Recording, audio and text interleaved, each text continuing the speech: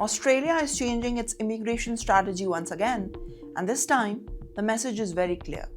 The country wants more highly skilled migrants and within the tighter control and greater preferences for already living inside Australia. Under Australia's newly released federal budget of FY 2026-27, the government has decided to continue prioritizing only the high skilled migration, while giving a major preference to the onshore applicants for the permanent residency. The total permanent migration program will remain from 1.85 lakh places to the next financial years. More than 70% of these spots will go to the fully migration category. But the biggest shift is not this. There is more to it.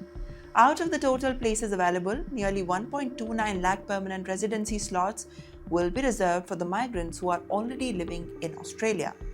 And that means that international students, temporary workers, and other migrants currently inside the country may get a stronger advantage in the PR process.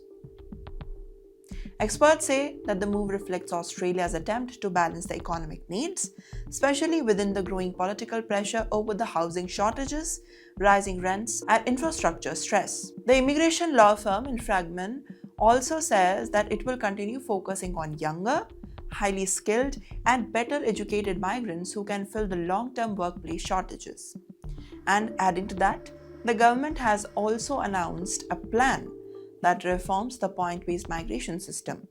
While full details are still pending, officials say that the system will increasingly favor the skilled workers with stronger qualification and experience. At the same time, Australia is tightening the scrutiny for the student visa applications and making challenges for working holiday visas. And this matters especially for the Indians. Why? Because Indians have now officially become Australia's largest overseas-born migrant communities for the first time ever. According to the latest figures, around 9.71 Indian-born residents are now living in Australia, slightly higher than the number of England-born residents that are still residing in Australia. Well, the government is highly investigating the recognition of highly overseas qualifications. Now, Australia plans to spend more than 85 million Australian dollars to licensing the workforce, skilled workers, and electricians and plumbers. Yes, officials say that this could reduce the waiting period by up to 6 months. But there's also a restriction. Temporary migrants who do not yet have a permanent residency will now continue facing the limits on buying existing residential properties until 2029.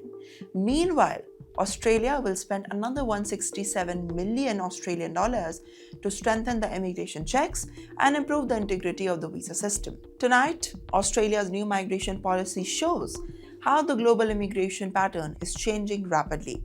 Countries need skilled workers, but increasingly, they also want tighter control, faster screening, and migrants who can immediately support the economy. And for thousands of Indians planning their future abroad, these changes could shape the next chapter of Australian dream.